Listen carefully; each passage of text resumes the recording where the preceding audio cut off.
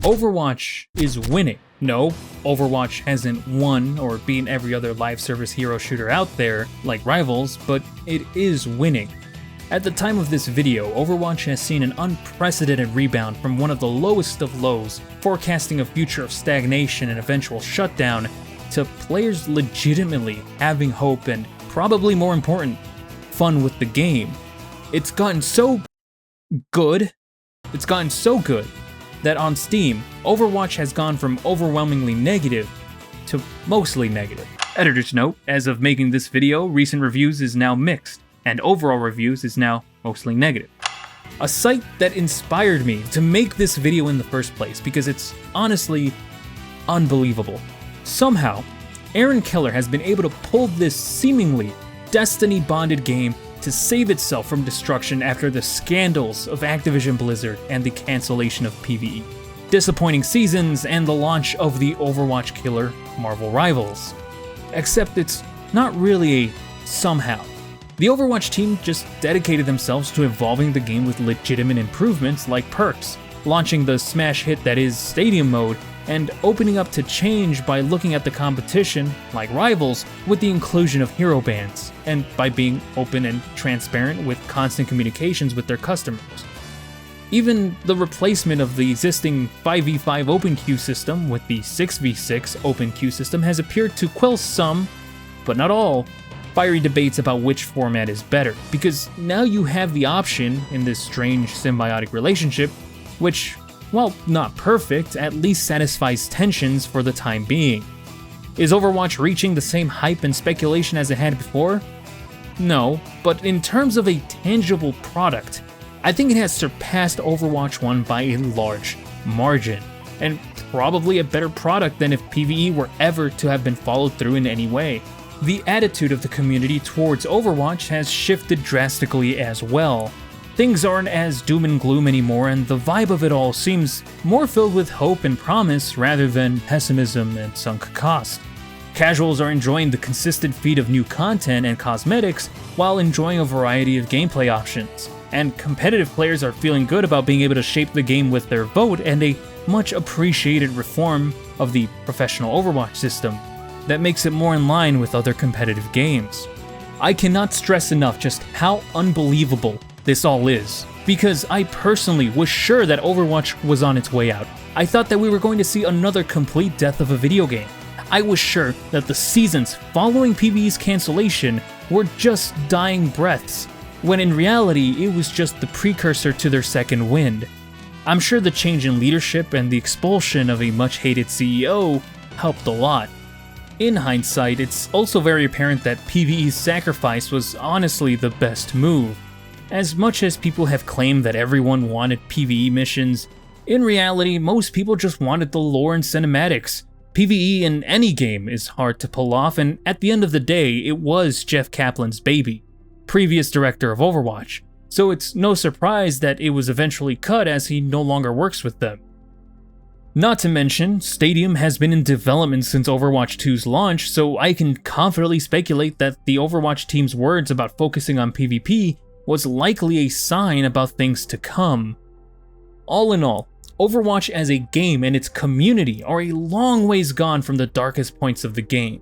In the future, I'm betting that PvE, Overwatch League, and even the old philosophy of the previous Overwatch team will be seen as something detrimental to Overwatch rather than the staples of the game that they were once seen as. Things aren't perfect, cosmetics are still overpriced, and the salt mines are still in full production, but at least Sombra can be permabanned from existence, so things are pretty okay. I'm even willing to wager that someone will grow up with this game and see this era as their golden age. They just don't realize it yet, where the future is bright and their fun is unlimited. To take this point home, imagine the alternative timeline, one where a disappointing reveal filled with backlash and hate made the Overwatch team just give up and cut all communication outside of some frivolous or necessary messages. One where Activision Blizzard pulled away all resources from Overwatch 2 and just decided to keep the game on life support, siphoning money from its dedicated players for several years with the hope that someday they'll come back. where they just decided to push out a couple more updates, same as before, but eventually those updates merely consist of cosmetics, and maybe a couple maps every other season. A timeline where the matchmaking becomes unplayable because of a combination of lack of players, as well as bad actors that are intent on ruining the game for everyone. Where those bad actors don't get punished or removed because, again, the Overwatch team doesn't care anymore, and have moved on, quit, or have gotten fired, leaving the game to rot. And because Activision Blizzard keeps a little string of hope and some good PR every once in a while, the player base tries to keep their spirits up. A commendable, yet completely fruitless endeavor.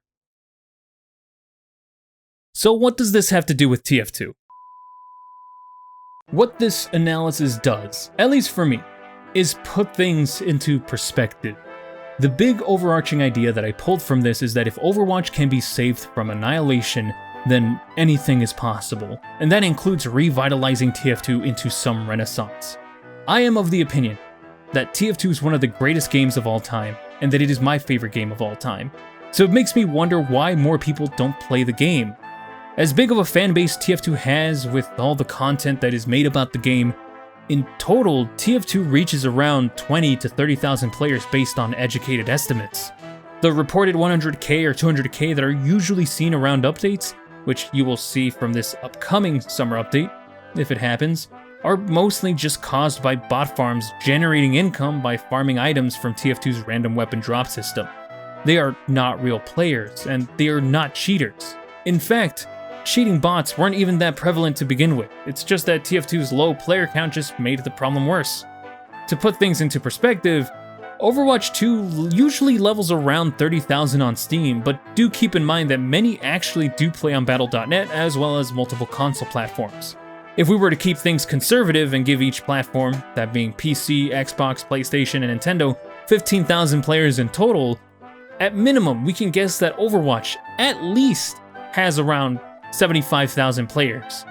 It's not a perfect measure, and it's most definitely a lot higher, but it's still telling that at worst, Overwatch still trumps TF2, and possibly by a lot more.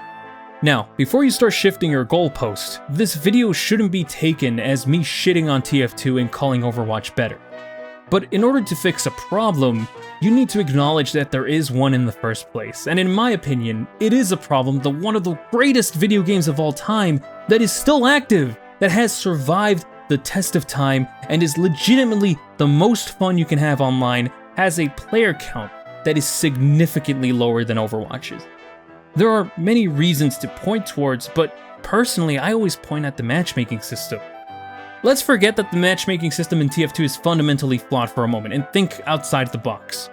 What did matchmaking ultimately take away from us? The answer is simple. It stole TF2's identity. TF2's identity is a casual, accessible, and social space game. Meet Your Match, the update that implemented matchmaking, pretty much nullified every pillar. Meet Your Match was an attempt to shift TF2 into a competitive esport-like game, with goals like winning and ranking up. The casual nature of the game was buried under an MMR-based matchmaking system and grind for XP. Winning and losing started mattering. This also affected accessibility because now players were expected to try, and putting themselves at a handicap or just not trying at all was heavily discouraged. And with the matchmaking system determining who you meet up with, and the more competition-driven culture and the toxic baggage that would come with it, the social aspect that was beloved throughout community servers was practically destroyed. And also, community servers themselves were destroyed by the matchmaking system. Let me ask the Overwatch players and other outsiders looking in some questions, and I'd appreciate it if you could answer. How many of you know that TF2 is not actually a hero shooter? The kind of shooter with abilities, ultimates, and team compositions that would be expected of one. How many of you know that TF2 is meant to be played with high player counts, nominally 12v12, making it more akin to a game like Battlefield than Overwatch?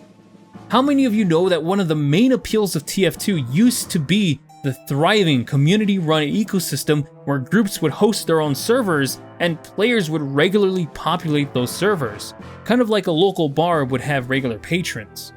And those servers would play TF2 in a way that they saw fit, regularly banning weapons or adding new content on their own. How many of you know that TF2 is not a competitive game like every other modern shooter out there, and that the game was designed for you to have fun with your friends above all else?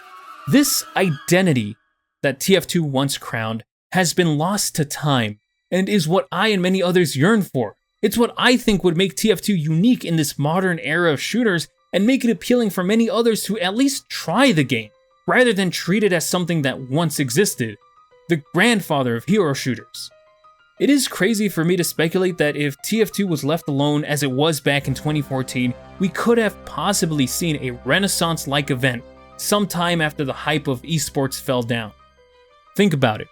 A good portion of people legit got tired of esports and matchmaking a while ago and just wanted to have fun with the game. And TF2 could have been right there to capture them for a second run. However, when the time did pass, where was TF2? Oh right, bots were abusing the matchmaking system to make the game literally unplayable, and most community-run servers were killed off years ago. So where does this leave us now? In terms of those looking to revitalize and bring good changes to TF2, there are three main efforts going on. One is hoping for Valve to improve the matchmaking system by reintroducing mechanics of old. The second is trying to get Valve to return TF2 to the old system, one where it used to drop a player in a server, official or community run, that fits their criteria, the system being called Quick Play. And the last is trying to serve TF2 players by hosting their own community servers and encouraging players to jump in, as that is the true TF2 experience. The nominal change would be the second option, but the more pragmatic side of me says that the most effective right now would be the third.